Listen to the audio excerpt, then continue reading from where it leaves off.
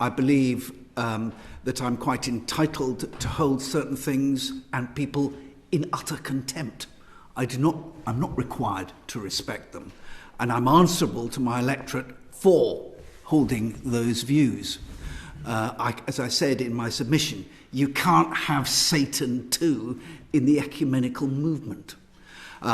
Members of Parliament are quite entitled to hold views that others may find very, very objectionable. That's democracy.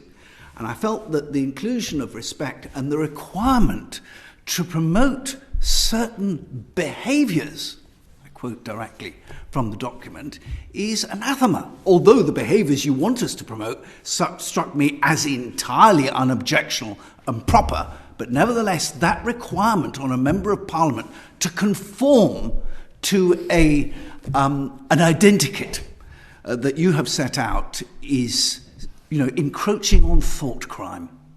So that was my first point with respect to the respect agenda. Should we deal with that one first then, and then we'll come to the other point later. Aaron, do you want to ask a question? Well, it's not a question really. It was just wondering, I suppose I'll phrase it in terms of a question. What is the difficulty with MPs expressing a sort of a positive affirmation of fundamental principles such as anti-racism, inclusion and diversity? What's so difficult about signing up to those values? Because you've expressed those values. Please don't point at me. No, you have set out those values. I'm responsible to voters and their values. You can't define who is, effectively what you're trying to do is you are defining who is able to be elected and function as a Member of Parliament. That's outrageous. Do you think that society defines these values, not us as individuals? Well, let society define them through a process of election, rather than you as a committee decide what they're to be. Are those characteristics matters of law? Which characteristics matters of law? Anti-discrimination, for example? Not that I'm aware of. When you look at protected characteristics, etc., don't you think it's a matter of law? I'm not required to promote certain behaviours as a matter of law.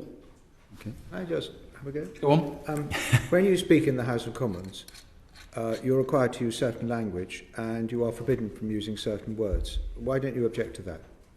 Because Parliament has determined that. We are not required to respect all points of view. There are some points of view that I think are sickening, and I should be entitled to say so in the most robust language that I choose.